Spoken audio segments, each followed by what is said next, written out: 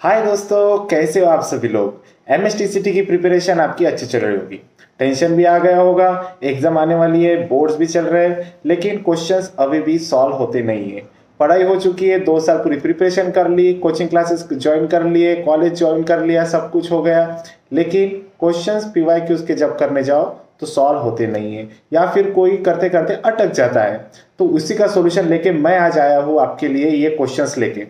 आपको क्या करना है, सिर्फ इस सीरीज में ध्यान से मुझे फॉलो अप करना है। ठीक है, जैसे मैं क्वेश्चन यहाँ पे सॉल्व करता हूं, जस्ट आपको अंडरस्टैंड करना है और आपको अपने कंसेप्ट लगा के फिर से उसे ट्राई करना है। ठीक है, तो मैं यहाँ पे एक बार क्वेश्चन सॉल्व करूंगा, फिर आपको उसकी ट्रिक्स भी बताऊंगा कैसे सॉल्व करना है। सारे क्वेश्चन जिस तरीके से आपको इस चैप्टर में से क्वेश्चन पूछे जाएंगे पूरे के पूरी एग्जाम में, उस सारे तरीके के क्वेश्चन हम यहाँ पर कवर करेंगे इस सीरीज में। Let's start.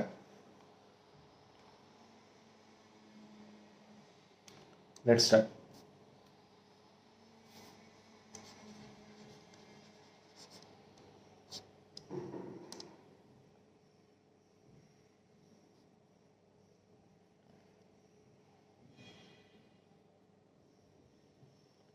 हेलो एवरीवन, कैसे हो आप सभी लोग।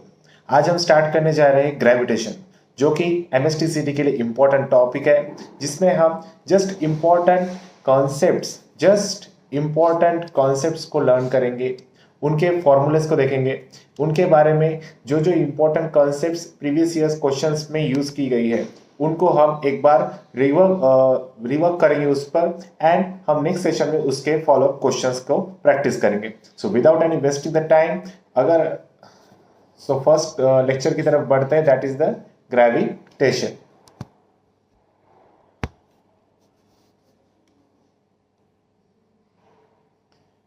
So the first concept is the gravitational field. Gravitational field क्या होती है? Region or the space around the body in which gravitational force is experienced by the other bodies. कोई भी ऐसी स्पेस जिसमें कि ग्रेविटेशनल फोर्स एक्सपीरियंस करती है body, that is the gravitational field. That is the simple basic that you have covered. आपने ये बिल्कुल पढ़ा होगा during your 11th class preparation. Then सीधा फॉर्मूला देखते हैं, न्यूटन्स लॉज ऑफ ग्रेविटेशन, जो कि आपको यूज करना है। फोर्स क्या होता है? That is the gravitational constant g into m1 into m2. m is the mass of the one body and small m is the mass of the another body, जो कि दो बॉडीज के बीच में फोर्स ऑफ अट्रैक्शन रहेगा, that is g m1 m2। m1 low m2 लो, अगर same mass identical mass given अगर रहा तो m हम यूज करेंगे, m upon r square. This is the force. Now this g m into m upon r square is also can be termed as m into G. ठीक है, now universal constant of G, इसकी value क्या होती है? That is 6.67 into 10⁻⁻11 newton metre square पर KG square. See, this is the dimension which is very important. Dimension आपको directly 1 mark के लिए पूछा जा सकता है। ठीक है, नाउ ग्रेविटेशनल इंटेंसिटी। ठीक है, ग्रेविटेशनल इंटेंसिटी क्या होती है?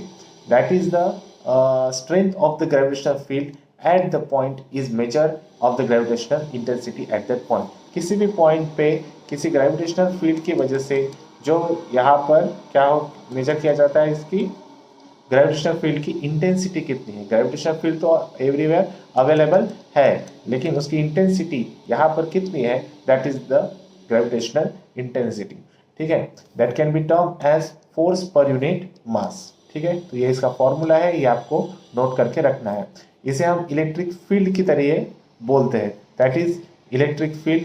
आपको इलेक्ट्रोस्टैटिक चैप्टर में आपको ये यूज किया जाएगा टर्म। देखिए, gravitational and electrostatic are both are identical. ठीक है, जो यहाँ पे आप ग्रेविटेशनल फील्ड पढ़ेंगे, ग्रेविटेशनल फोर्स पढ़ेंगे, ग्रेविटेशनल पोटेंशियल पढ़ोगे, वही आपको same in the electric field, electrostatic force between the two charges, यहाँ पे दो मासेस के बीच में होगा, वहां पर दो चार्जेस के बीच में होगा। ठीक है, तो यहाँ पर क्या है? Unit of intensity of the gravitational field is given as ml1t-2। And moving to the next concept, acceleration due to gravity, yes this is one another important topic जहाँ पे हमने देखा था force is equal to M G, तो ये होता है G, that is the acceleration due to gravity, ठीक है। It is defined as acceleration set up in the body while falling freely under the effect of the gravity alone, ठीक है। तो इसे हम रिलेट कैसे करते हैं, ठीक है। सी दैट फोर्स जो मैंने कहा था M G, that is simply given as, जो हमने फॉर्मूला देखा, that is the gravitational constant into m1 m2 upon r square, ठीक है। This is the mass of the one planet, r is the radius of the planet, mass of the satellite या फिर another planet, and this is the acceleration due to gravity. This g can be termed as g, that is the capital G m upon r square. इसको हम कैसे बोलोगे, this is the acceleration due to gravity on the surface of the planet, किसी भी planet के surface पर जो है that is the acceleration due to gravity, ये रहेगा g, ठीक है। Surface of the planet of mass m and radius r, उस प्लैनेट का मास m होना चाहिए और उस प्लैनेट का रेडियस r होना चाहिए, ठीक है। नाउ आपने अभी तक पढ़ा होगा लाइक एम जी हम यूज करते हैं, तो जी को मोस्ट ऑफ द टाइम हम 10 यूज करते हैं, why it is not 10, it is taken as approximation, इसकी करेक्ट वैल्यू होती है दैट इज 9.8, ठीक है, मीटर पर सेकेंड स्क्वायर, क्यू मीटर पर second square, it is acceleration due to gravity, right, is the G, ठीक है। तो ये होती है इसकी एक्यूरेट वैल्यू। ये कैसे कैलकुलेट की गई, मास ऑफ द अर्थ लिया गया, रेडियस ऑफ द अर्थ लिया गया, इंटू जी किया गया, G M upon R square, यहाँ से आपको ये जी मिल गया, ठीक है। नाउ अगर किसी बॉडी को आप अबाउ द हाइट एच, अगर आप यहाँ पे इसे कैलकुलेट करना चाहोगे कि उसकी एट हाइट ऑफ एच, ठीक है, वहां से वो कितना फोर्स यहाँ पे अप्लाई कर पाएगा to the mass which is at this planet at this point, say at the centre, ठीक है।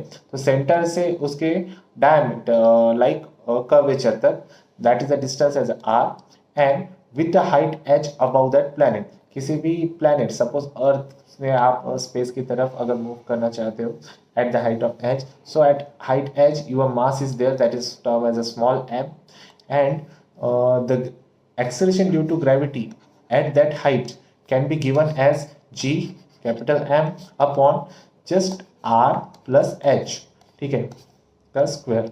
सी इसमें आपको एक पॉइंट फिर से याद रखना है कि जिस मास का हम यहाँ पर एक्सेलरेशन ड्यू टू ग्रेविटी निकाल रहे हैं किसी हाइट h पे, तो वहाँ पे हम उस मास का टर्म नहीं ले रहे, किस पे डिपेंड कर रहा है acceleration due to gravity, only the height, ठीक है। आपके प्लैनेट से कितना ऊपर है ये चीज, ठीक है, कि कौन सी जगह पर आप इसे कैलकुलेट करना चाहते हो, that is the important thing, that is the GH, ठीक है। तो वो सिर्फ आपके एच पे डिपेंड करेगा, not on this is small m, ठीक है। आप मास कितना भी लो, नो मैटर्स, मास के अकॉर्डिंग फोर्स वेरी करेगा, मास के अकॉर्डिंग फोर्स, ठीक है, बट G सिर्फ और सिर्फ इनवर्सली प्रोपोर्शनल होता है H के, ठीक है।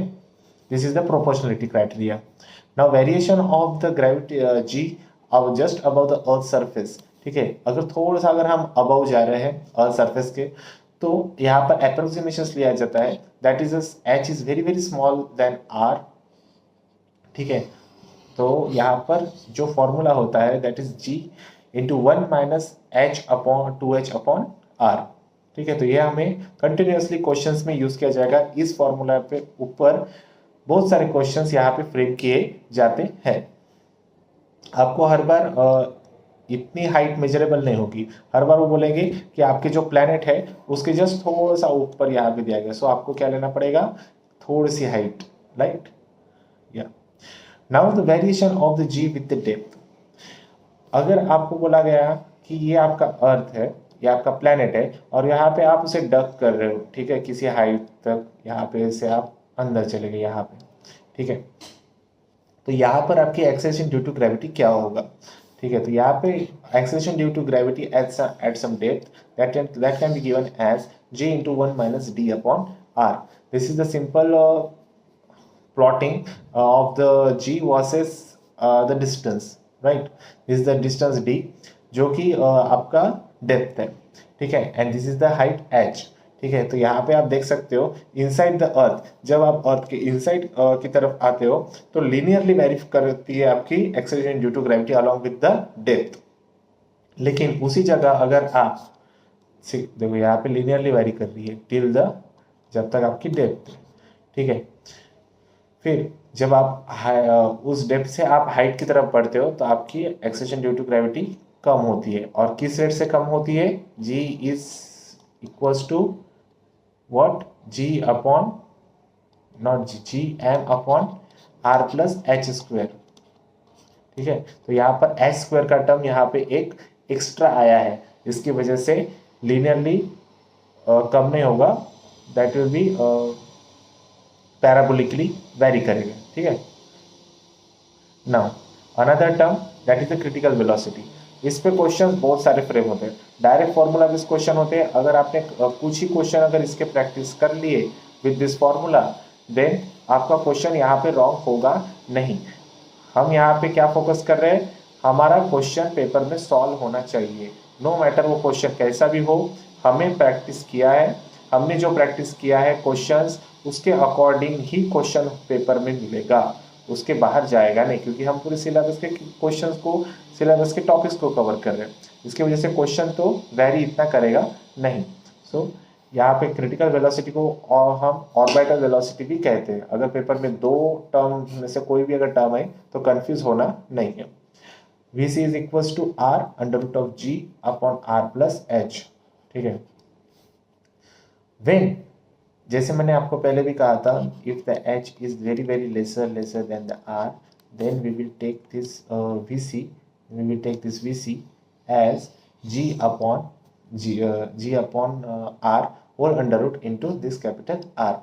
Also we can term it as under root of gr. This is very close to the surface of the earth, right? Okay, now moving to the next point, that is the time period. जी, ये क्या होता है time period? It is a time taken by satellite to complete one revolution around the earth. ये आपका earth है, उसके around satellite है, दैट इज द मूविंग, ठीक है, कंटिन्यूसली, ये ऐसे ऐसे, ये इसकी पाथ है, ये इसका ट्रेजेक्ट्री, ठीक है। तो इसमें ये टाइम पीरियड कितना लेगा, जब यहाँ से स्टार्ट करेगा t इज इक्वल्स टू 0 से यहाँ पे t इक्वल्स टू t तक ये यहाँ पर पहुंच जाएगा फिर से राउंड लेके, ठीक है। तो यहाँ पे टाइम क्या लेगा, ये 2h r plus H upon vc, time is equal to distance upon speed. Distance कितना होगा, 2 पाई r, ठीक है। कौन सी भी सर्कुलर कर्वेचर का क्या होता है, यहाँ पर डिस्टेंस 2 पाई r होता है, ठीक है। तो यहाँ पे r इसका कितना है, यहाँ से अगर आप देखें तो ये तो रेडियस r ही है, ठीक है, अर्थ का, एंड ये हाइट h है, हाइट h पे वो सैटेलाइट मूव कर रहा है, ठीक है।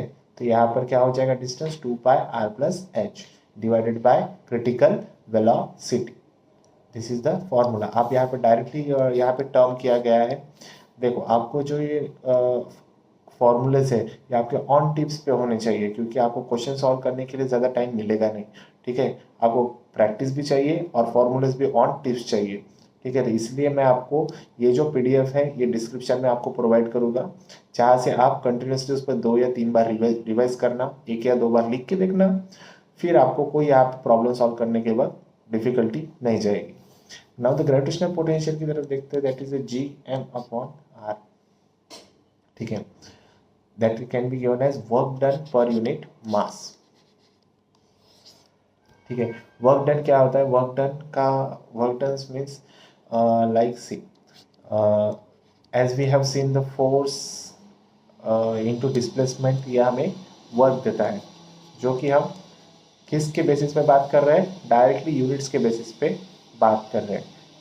फोर्स इंटू एक्स पकड़ लो, आपको एस स्पीड की तरह लगेगा, right, take it as X. तो यहाँ पे आपके पास फोर्स पहले कितना था, G M into small M upon R square, ठीक है। एंड यहाँ पर अभी आप जब इसे आर से मल्टीप्लाई कर रहे हो, ठीक है, तो आपको ये वर्क डन मिल जाएगा, तो आर और ये आर कैंसिल हो जाएगा, तो वर्क डन कितना हो गया, G M into small M upon R, ठीक है। नाउ फिर मास कितना हो जाएगा, मास कितना है यहाँ पे, एम है, तो पोटेंशियल कितना हो जाएगा, work done upon mass, that will be simply Gm/r। This the simple formula derivation जो कि आपको कंटिन्यूसली याद रखना है। Okay, now at the less than height gmh, when h is very less than r, when h is equals to r, आपको ये formula use करना है हाफ gmgh। ठीक है, इसका आपको यूनिट ध्यान में रखना है, what is that unit. Then binding energy जिसका फॉर्मूला आपको कंप्लीटली मेंशन है Gmm/r, ये भी आपको रिमेंबर करना है। Then escape velocity, this is one another topic. ठीक है, एस्केप वेलोसिटी का आपको फॉर्मूला यहाँ पर याद करके आना है नेक्स्ट सेशन के लिए। ठीक है, तो नेक्स्ट सेशन में हम प्रैक्टिस करेंगे, जिसमें कि आपको क्वेश्चंस दिए जाएंगे, उसके बाद उन क्वेश्चंस का सॉल्यूशन मैं आपको वहाँ पर प्रोवाइड करूँगा। ठीक है, एंड उस सॉल्यूशन में आपको टिप्स एंड ट्रिक्स सारी वहाँ पर प्रोवाइड की जाएंगी, ताकि आप उन क्वेश्चंस के सेट को सॉल्व करने के बाद कोई भी उस चैप्टर का और क्वेश्चन आए, you can easily solve that question also in the test, also in the mock, also in your MST CT paper. तो यहाँ पे किसी भी तरीके की चिंता करने की ज़रूरत नहीं है।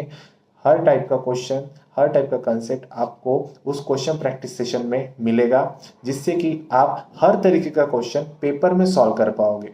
ठीक है, इसी तरीके से इन क्वेश्चंस को डिज़ाइन किया गया है, इसी तरीके से इनके क्वेश्चंस के सॉल्यूशंस को डिज़ाइन किया गया है, ताकि आपकी कंसेप्ट क्लियर हो। हर बार सॉल्यूशन देखने के बाद जरूरी नहीं कि आप क्वेश्चन सॉल्व कर पाओ, इसलिए आपको ये प्रैक्टिस सेशन करना जरूरी है, क्योंकि आपके पास क्वेश्चंस रहेंगे, आपके पास बुक है, सॉल्यूशन है, सब कुछ है, लेकिन क्वेश्चंस को कैसे हैंडल करना, क्वेश्चंस के डेप्थ तक जाके उसके ट्रिक्स को निकालना, एंड वो ट्रिक्स लगा के आपको अगले क्वेश्चन में उसे इंप्लीमेंट करके उसे एक्यूरेसी के साथ सॉल्व भी करना है। टिप्स एंड ट्रिक लगा कि ऐसे नहीं कि फास्ट में सॉल्व किया और आंसर को गलत कर लिया, नो, आपको एक्यूरेसी के साथ भी चलना है, आपको एक्यूरेसी भी मेंटेन करनी है, स्पीड भी मेंटेन करनी है। इसके लिए पहले थोड़ा सा अगर आप टाइम दोगे किसी कंसेप्ट पर, किसी कंसेप्ट के क्वेश्चन पर, that will be the best, and उसके बाद अगर आप उसको लेके और प्रैक्टिस करोगे तो आपका टाइम वहाँ पर रिड्यूस होगा। First we focus on the accuracy, then on the speed, right student. So मिलते हैं नेक्स्ट सेशन में, जिसमें कि हम प्रैक्टिस करेंगे ऑन द ग्रेविटेशन। तब तक के लिए thank you so much, thanks for watching, bye bye.